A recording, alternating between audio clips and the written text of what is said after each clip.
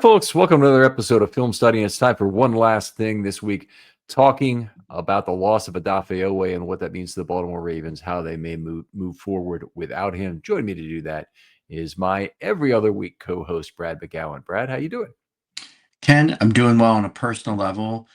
This football season has been pretty disappointing.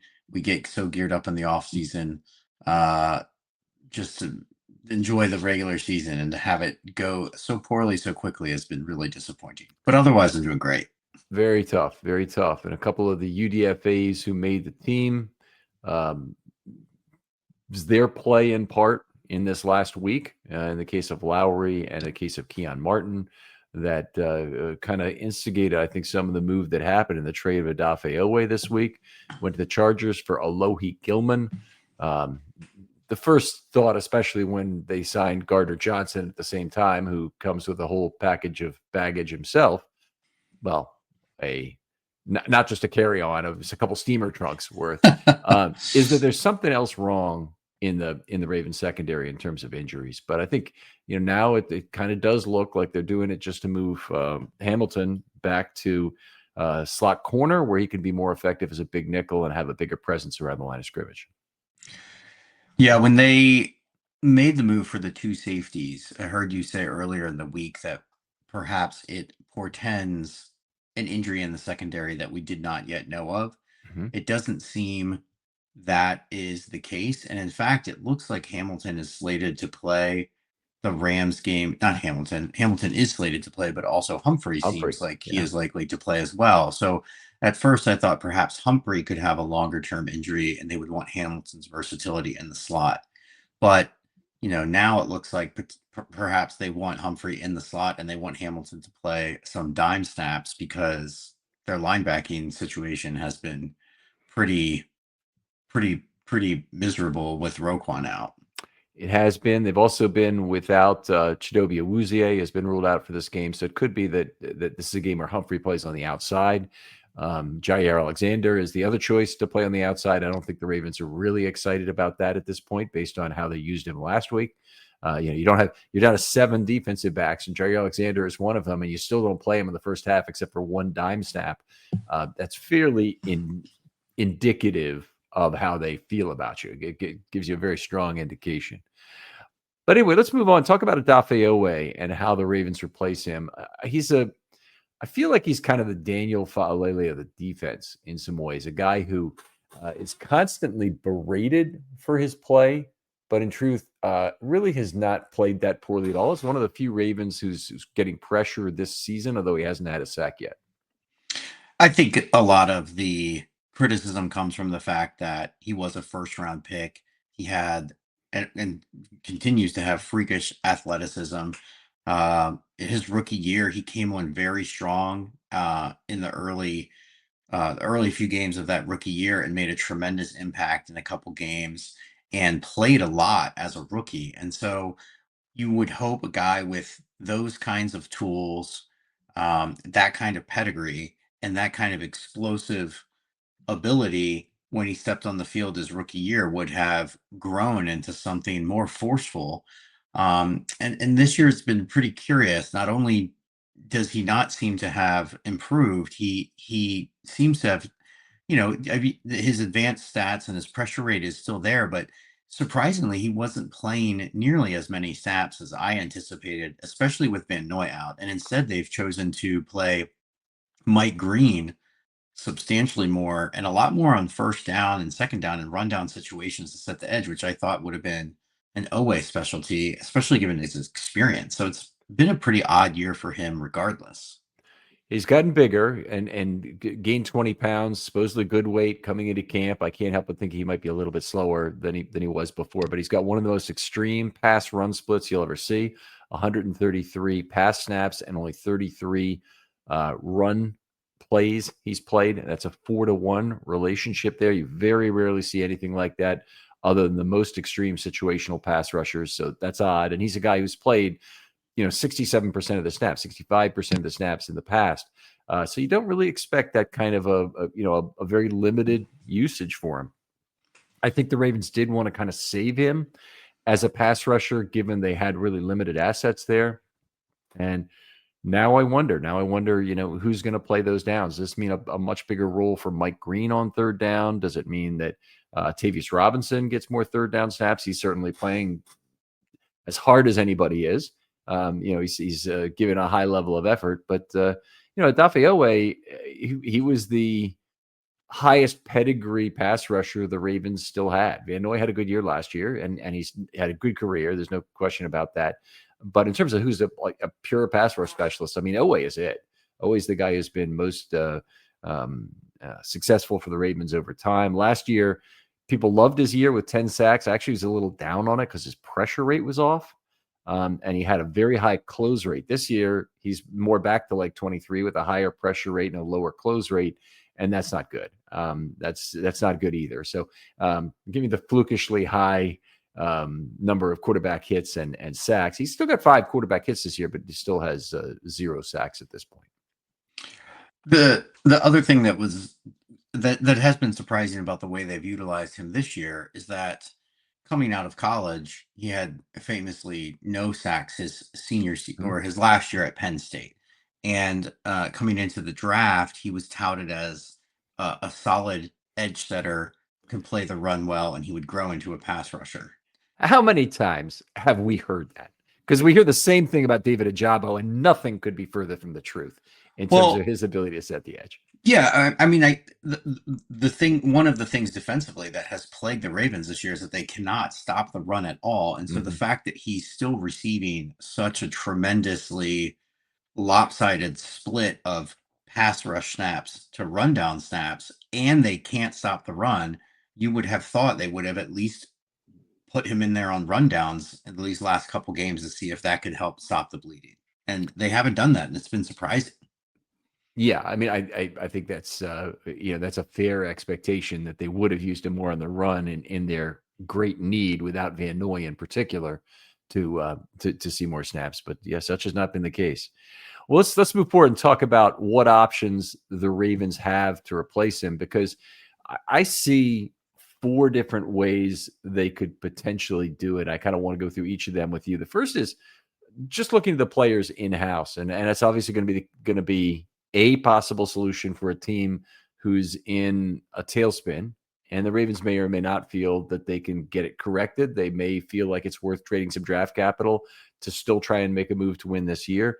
But they've got Green, Van Noy, and Robinson in-house. The Ravens have been in that position before where they've got 3 guys for 2 spots.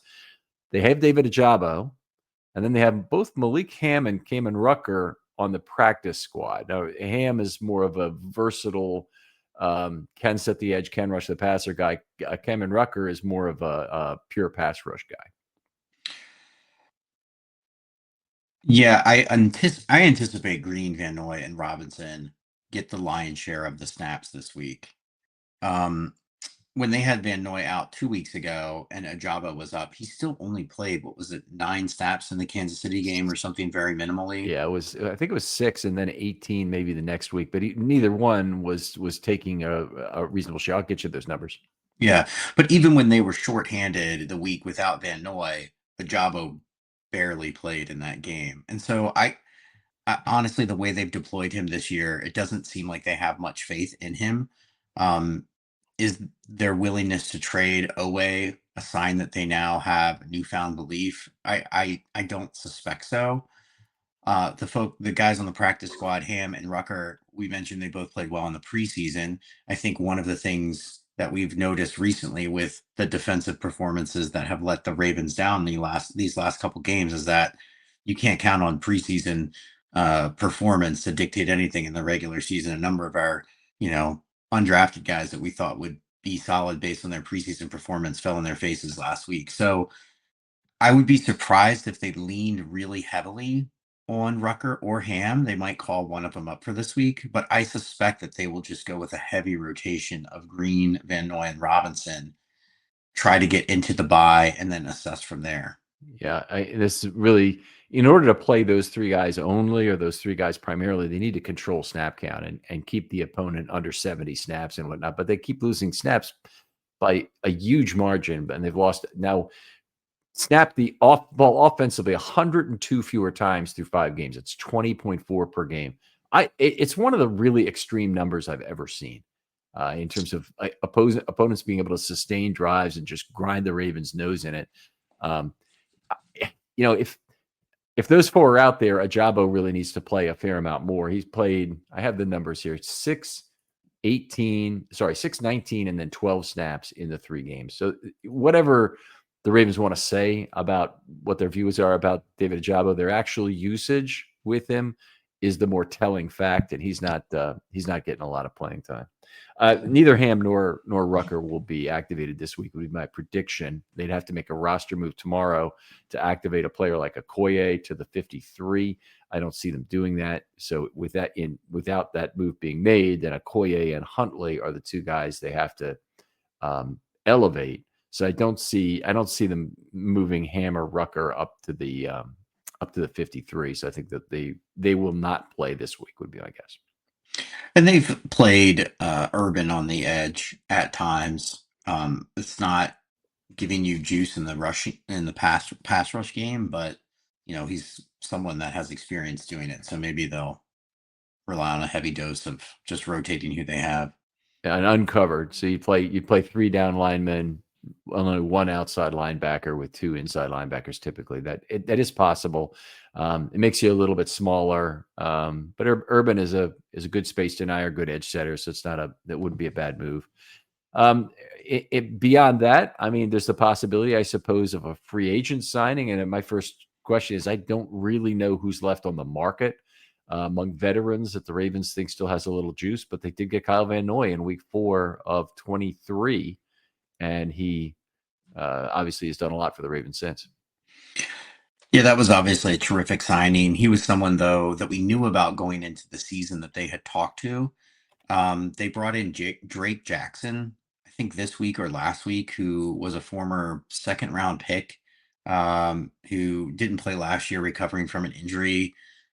I don't anticipate someone like that is going to give the team any juice.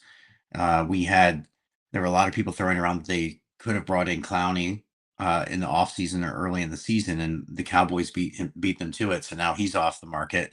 And after that, I don't frankly know if there is anyone out there of note. I would imagine that if everything stays the same, I imagine they try to get someone else on the roster. Who that is in the free agent space at edge rusher, I don't know. Perhaps, though, they maybe make a move in a different space. One of the big names that's still out there is Christian Wilkins. They also have a need on the interior. I know he also has a lot of baggage, but hey, if you're opening the locker room doors to Gardner Johnson, Yeah. perhaps you may as well just go down with the ship and bring Wilkins in as well. I mean, he was pretty solid last year. He was pretty solid last year in Las Vegas. I think his PFF graded him out as like a top 25 interior defender. I mean, the Ravens can pretty much use all the help they can get in the front 7 right now. So everything really is on the table as far as bringing someone in that's on the street. Yeah, Wilkins doesn't turn 30 until December, former first-round pick. Yeah, he could get a job. He was a great player in 2023 with Miami. And been one of the top interior pass rushers for several years. It'd be nice if the Ravens could get a guy like that. I don't know where he is physically, and I think that might have been part of the problem. The other part of the problem is some of the off-field stuff. I think that has gotten him in a little bit of trouble, or gotten dogged him a little bit in terms of Twitter and whatnot. It is what it is, but maybe there's another free agent signing out there. One thing I didn't include, and kind of some things I was thinking about, was they could sign somebody off somebody else's practice squad. I don't know who's left in terms of people they would like as pass rushers. When they have 2 guys on their own practice squad, they might not go that route, but there might be a player out there they think is, this guy can help us. You mentioned Drake Jackson. I don't think he's an ideal solution. He's 2 years removed from playing, for starters. Didn't play at all in 24 and played limited in 23. So it's not like he wouldn't be a terrible bet on a 2-year deal or something if you signed him now to that sort of thing. But he's an unknown commodity, to be sure. Yeah, going back to Wilkins, he did have a Jones fracture in his foot last year and had surgery, and so part of the dispute with Vegas was around his rehabilitation and where he was, where he was rehabbing, and the team wasn't really happy with how he was handling that. Was among one of the reasons why he was let go. The other interesting thing about bringing in someone with that pedigree, if he was released, does that mean they could bring him in on a vet min contract while he's still getting paid what he was owed? There's a lot of consideration there. The Ravens aren't flush um, with uh, with available cap dollars, although they do have a decent amount from moving Oweh. But one of the considerations in the money that they have, I think you pointed this out with Voss and Friday Morning GM, is they can roll that money over into next year, and they might need to use it if they are unable to get Lamar extended. So Yeah. it's not as if they have that that full amount to play with. Yeah, I mean, in some ways, that money probably is already accounted for in exactly that way, or um, just being prepared to go into the negotiation with Lamar with having an extra bag of money on the side that you can say, okay, we're not going to be pushed into doing something that doesn't make sense for the team. If we have to pay it 72 million next year, then you'll pay it 72 million or whatever that number is. All right, another possibility is that they would trade for a player. They could get a cheap replacement, maybe somebody else who's on the outs with another team. That would be a possibility. I know a number of names have come up. Miami is looking probably to be sellers this month, and they've got a couple of guys in Jalen Phillips and Bradley Chubb who might meet the Ravens' needs. Yeah,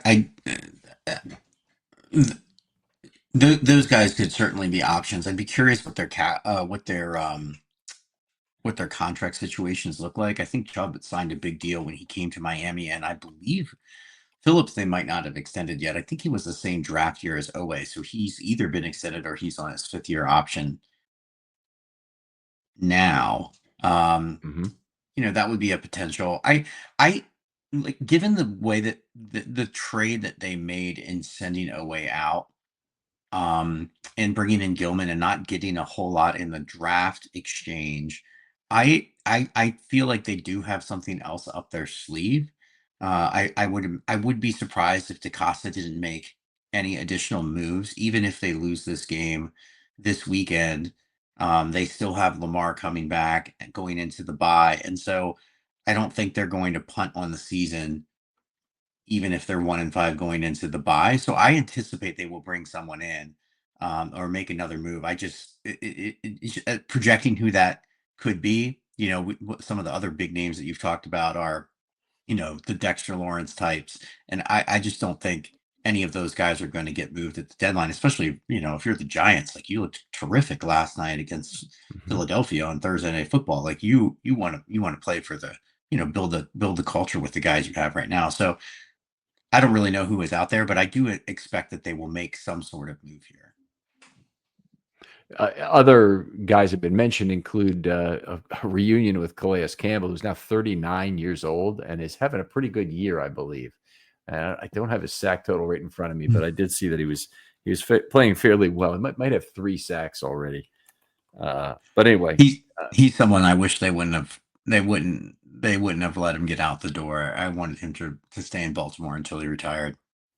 well, I mean, he's certainly a great culture player, and that the team could use a player like that. But um, gets a good amount of pressure still, even at his age. And he's got a fairly extreme pass to run split now, where he used to be a guy he'd play maybe about 2-1 or 1.5-1 when he was early in his career, but now it's like 3-1 in terms of his pass to run splits. Atlanta's really using him. Sorry, Arizona now is really using him on a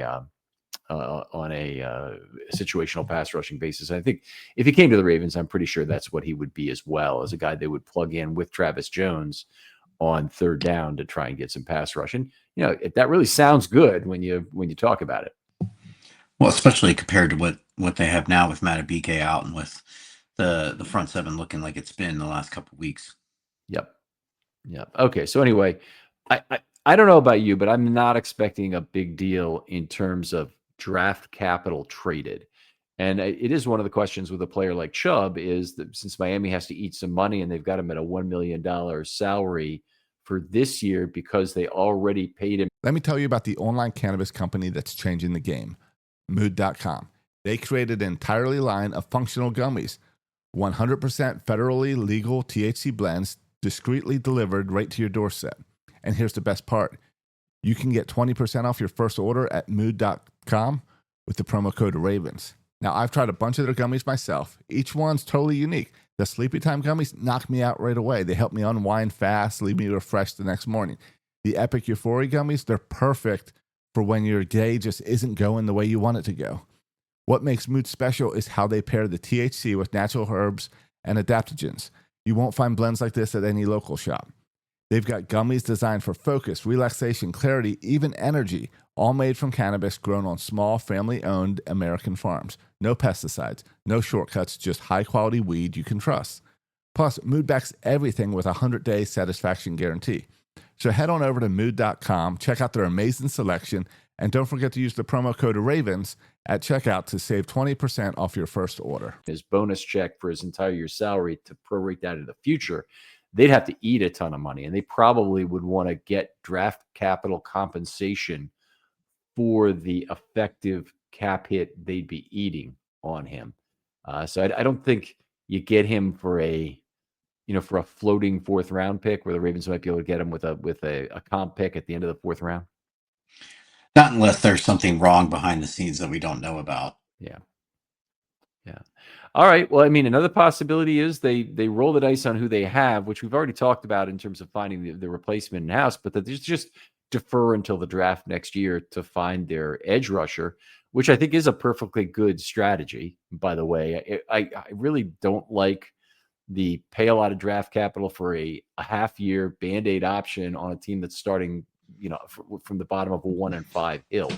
It just does not seem like a smart move at all to me. I think that they'd be better off holding on to their picks, making their selections next year, and trying to win with that. As it is, they had 3 undrafted guys make the roster this year in a incredibly hotly contested fight.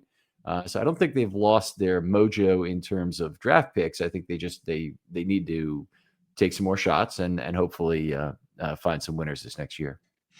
I agree with that take. One of the really curious things about when you step back and look at this season, going into the season, we were all convinced that the roster was flush with talent, and this was one of the best rosters in the league. And they've had some injuries, of course, but they also had some tremendous vulnerability through the first several weeks of the season and have not played up to that level that we anticipated.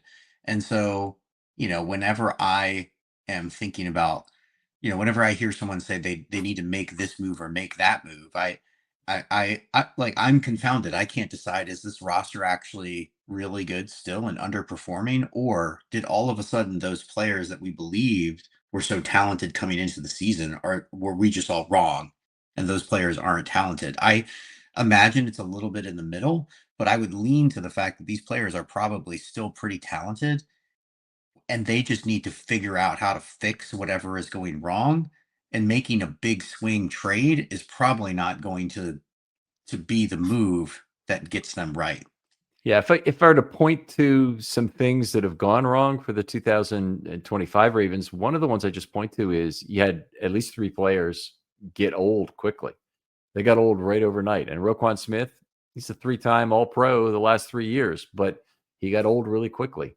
And I don't know if that means he'll ever really be back or not from an injury. He might have a lot of trouble, even just a hamstring injury. He might have a lot of trouble playing well the rest of this season or next season even. And you're already at a point where his cap number is so high, the Ravens are going to be forced into a very difficult choice at the end of this year. They can save $7 million in cap to not have him. It'll probably be more expensive than that to replace him in a lot of ways, whether they go to the open market or they spend draft capital to do it. It's a high value position to be sure. Well, okay, it's an expensive position to fill. Let's put it that way. And a lot of people would tell you just do it with platooning. I know that's what Voss would say, and I would generally too. Is I don't mind paying for one good linebacker, but I definitely don't want to pay for 2. And it didn't bother me, the Roquan deal originally, as much as it probably does now, and as some of that balloon payment is coming due. But I think that next year they're gonna have to try and figure on that. If you talk about other players who got old, Humphrey got old in a big hurry, and I think there's a real question about what they do with him. They probably have to restructure his contract to keep him or just cut him. They might re-sign him and try and move him to safety. They might decide he could go another year at slot corner, with the understanding he's going to move to safety if they sign him to a new deal. But I think the money needs to be restructured on that deal probably to make it work. And he's got a very similar deal to Roquan in terms of they cut him to save about $7 million, or they have a very large cap value next year. And then the third player, whether you like it or not, is Derrick Henry. I mean, obviously it's not like he's played terribly this year, and I think he played better with Lamar Jackson back and with a good offensive line, but we definitely have seen that it was Lamar Jackson who was benefiting Derrick Henry more than the other way around. And now, additionally, I think Derrick Henry is probably just a touch slower than he was last year in terms of doing Derrick Henry things. It's hard to, it's hard for me to agree strongly or disagree strongly with your take on each of those players, because, again, at the end of last season, all of those players were playing terrifically. And then all of a sudden this season, and Henry looked great in week 1, and Lamar was on the field, obviously. And then but none of these players have really looked great for the remainder of the season. And, this is more of an anecdotal thing. I haven't done a study here, but it does appear to me on offense that, they're like, Henry is predominantly in the game, first and second down on rundowns, and they're bringing in heavy sets, and they have Tylan Wallace on the field as the only receiver, or they have Tylan Wallace and one other receiver. And, it's like every time I see that, I'm like, oh, it is this play, and he gets stuffed in the backfield. And the line, while they've been an average line, they don't seem to have a lot of physicality in the run game at the point of attack to just get him a little crease. And so, is that Henry? I mean, we always knew that he needed a little bit of a runway to get going. So, and Humphrey has looked a little bit slow this year. To your point about Roquan, that Roquan deal, I think it was a fine deal. I think something that I was not happy with at the time was that they did the simple restructure with him this offseason, which converted his salary into bonus that gets spread over the last few years. And now if they get rid of, so it freed up money this year, but now if they do have to get rid of him, it's going to hurt more on the back end of that deal. Yeah, but since they have $14 million in current fungible capital, I don't really see that as that big an issue, because you pay me now, pay me later on that money, whether it's going to be this year or next year. It doesn't make the cut more painful next year. It'd be more painful if you made a bunch of other signings with that money and then they didn't pan out, and then you had to cut it. I see what you're saying. What you're saying, because they haven't, because they freed that money off their cap. If they don't fill it, they can roll it over to next year. Yeah, that makes sense. I mean, the middle linebacker situation, platooning question, the thing, I think I pointed this out when we were on the draft day podcast discussing the Teddy Buchanan selection and why would they pick him in that position. And, the Ravens have really struggled in the middle of the defense ever since, who Mosley left. After Mosley left, they've really struggled bringing in guys, drafting guys, getting guys off the street. They drafted Queen in the first round. He really struggled those first years until they brought Roquan in. And the coverage in the middle of the field was the bane of those early Lamar year defenses. And Roquan really helped solidify that. And so I understand that middle linebacker isn't a premium position, but if you see, what Fred Warner does and some of these other players, we've seen what bad linebacking has done in Baltimore. I mean, this year they're living through it right now. You're on mute. In 2019, they also brought in LJ Fort and Josh Bynes, and they completely turned the defense around. So I don't think, the problem that's a good point. It's not that they necessarily, you don't need a big contract guy to fill it, but you need someone that knows what they're doing, and they've had trouble finding those. I mean, you could find, that's a perfect Yeah, count LJ it. Fort was kind of the perfect player in that. I think he was kind of the more important one of the two in a sense because he's the one who had some real coverage skills to get around. That guy is hard to find, by the way. That guy's a little bit Yeah. hard to find. The Josh Bynes being the Mike linebacker, they brought him in twice to bail out the defense, and he did it before they got Roquan. It's a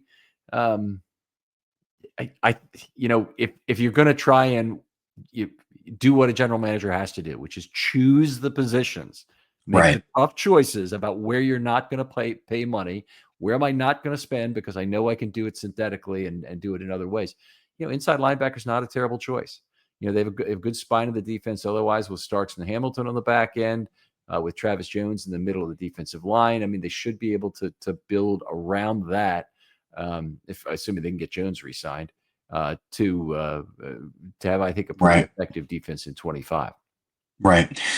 So before we wrap up this conversation, going back to Oweh and how to replace him, the one thing I wanted to discuss with you is whether they could essentially not replace him, but cover up for the loss by um, implementing a more aggressive defensive scheme as they move forward. You've noted on a number of podcasts, they don't stunt a lot. They don't run a lot of simulations like they've done in the past. They're probably trying to play conservative with so many young players. But frankly, the defense, curiously, I was looking this up because anecdotally watching this defense, they don't strike me as a defense that's giving up a ton of big plays and blown plays. I mean, we've lamented the time of possession differential this team has suffered this year. And frankly, what is killing them is the fact that they just give up 7-yard plays back to back to back to back. They actually rank 16th, middle of the pack in explosive play rate allowed. So defensively, they are playing a lot of soft coverage. They're not getting beat over the top. They're just getting beat in the middle of the field. And it's leading to these long drives that are killing them on the time of possession. Conversely, they lead the league in explosive play rate. So in a lot of these games where even the games where they are playing well, they're scoring quickly. And so, one of the ways they could combat this is by being more aggressive on defense. Maybe they'll give up some explosive plays, but then they'll get the ball back. Okay, so first of all, I'm all for that regardless of the defense, is taking more risk on defense. Offense basically loves to reduce variance because average yards per play amounts will take you right down the field to score every single drive. That's why you hear about 3 yards in a cloud of dust offense, because people can very easily say, well, let me see. If you gain 3 yards 4 times, that's 12 yards. That's a first down every time. That's exactly, defenses need to avoid that. They need to generate big plays with turnovers, penalties, negative plays like sacks, tackles for loss. And otherwise, the last one that they have is kind of become more and more and more difficult, which is consecutive incompletions, has become more and more difficult as the league has matured because so much has been done to juice up the passing game. Quarterbacks are better. It's easier to scheme, short wins. It's harder to scheme quick pressures on third down. Teams don't really like to play man because of the explosive play risk. So, particularly with another big one has been that coaches are becoming more adept at making optimal choices on fourth down. Before that occurred, you had better chances on defense to get off the field on 4th and 2 and 4th and 1 when you knew that the other opposing team would chicken out in terms of not going for it. But there's been so much math and so much coverage now on social media of just how stupid that is. That you don't see coaches, giving up, and you don't really see fans upset about it when teams go for it on 4th and 2 in their own end, or 4th and 1 at their own 15-yard line. Right. You don't really see, teams getting upset about that. So yes, I want to see more aggression. I can't directly place the problem on, or largely because of who they faced so far. So they faced Josh Allen, they faced Jared Goff, who reads hot very well. They faced Patrick Mahomes, and they faced Stroud, who is a notch below all of them. But that's still 4 good quarterbacks plus out of 5 games that have known how to deal with being pressured. Right. Right. I don't know that I can get on him too much about it. In the last game, it was certainly true that they were more effective with stunts and blitzes than they were otherwise, and he didn't do a lot of it. But I think there's a certain arrogance that exists within the fan base in general that they know better about schematic components. I would just say I have questions about some schematic components. Not that I know better, but please tell me why. Please tell me why, Zach Orr, you go light with the nickel 6 times against an extra offensive lineman, for example. I need to understand that more. I'm not to the point of asking a pointed question with regard to why he's reduced deceptive pass rush components. But I do want to know, why is he not trying to match up pound for pound with more of these offensive units, which try and go heavy against the Ravens? Yeah. Yes. I completely agree with that. And your point is well taken. Um, you know,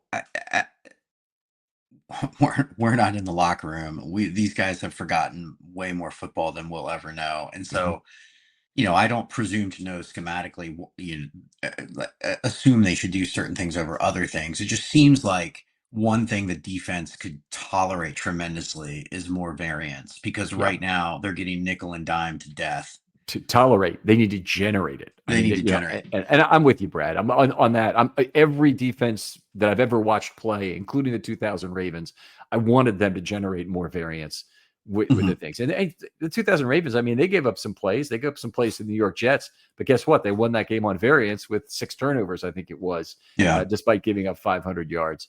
So it's not like the Ravens haven't, played generally by that formula where they've been playing great defense.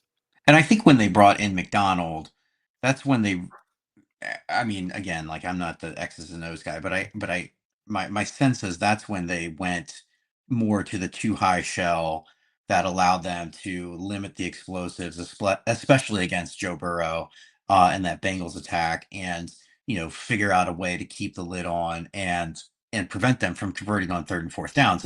But one of the things that he did very well, especially in 2003, they ran a lot of games in the pass rush that we just haven't seen with Orr. Like, they would, I mean, I just think of Patrick Queen just blitzing like a maniac to pick the tackle, and having Van Noy loop around on the inside for like a clean hit, and we haven't seen anything like that. So I'm curious. They brought in C.J. Gardner-Johnson. They trade for Gilman. Those moves will allow them to get Hamilton closer to the line of scrimmage. He's great blitzing off the edge. I mean, he had 3 sacks in one game against the Colts in the first half, coming off the edge. Gardner Johnson's someone that is good blitzing out of the slot. And so I just wonder if they're going to be, the other thing that they did last week that we've been clamoring for a while is they finally took one of their corners and moved him around and followed the top receiver on the other team. They allowed Wiggins to travel. So maybe we see more of that. Put Wiggins on an island and, do some creative things up front to generate pressure. Yeah, it's certainly possible. And Wiggins traveling is something I want to see happen as needed, because I think he's the real island player they have. He's obviously by far the best corner they have. And having Humphrey on the other side, if you allow the other team to pick the matchup that they want, that is potentially dangerous. And we saw that happen with Brandon Stevens. You made another point about something. Oh yeah, I know what it was. The Ravens so far this year have only played a 4-corner dime. They haven't played a 3 safety dime. Now, it is very common that you want a 3 safety dime and a 4 safety quarter are the two defenses. So you need more safeties to play this. The addition of Gardner Johnson and of Gilman gives the Ravens the number of safeties that they'll need to do some of these really high impact quarter and dime packages that are what I would consider more like traditional Ravens football from their history. Certainly from the best years of their history, have generally been with very aggressive use of extra defensive backs. I don't think they were getting it done with 4 corners. I don't think they provided that same ability to combine really good short zone play with the possibility that the pass rusher is going to get rushed in some new angle that the opposing offensive coordinator then has to worry about. Yeah. And they, since McDonald came on, we've advocated for for them going back to the dime, and they've really stayed in that nickel. And that was when Queen and Roquan were there. And frankly, their two middle linebackers right now haven't really been getting it done. So I expect them to do some aggressive, substitution in this coming game. Yeah, and I And think as we go forward. I think that's reasonable. I think it more than likely will happen. Brad, always great talking football with you. We'll get a chance to do this again in a couple of weeks, but tell folks where they can talk to you online if they want to. Yeah, I'm on X at MC Bradley. Okay, Mick Bradley, there he is. Other folks out there, thanks for listening as always. Bye week's coming up. I want to hear your ideas for a short. If you want to be on, that's great. I love this. Treat it like a talk radio station where you can call in. All I really want from you is about 3 bullet points on what you want to do. I don't want you to over prepare to be on a short. We're trying to do something we talk about in 15 minutes. So if you've got an idea for something that changes the entire roster building practice or something, that'll have to go for the off season. We're not looking for 3 hours of content. But if you got a 15, 20-minute topic, I'd love to talk to you about it. DMs are always open on Twitter. Brad, thanks again for doing this. Thanks, Ken. And we'll talk to you next time on Film Study.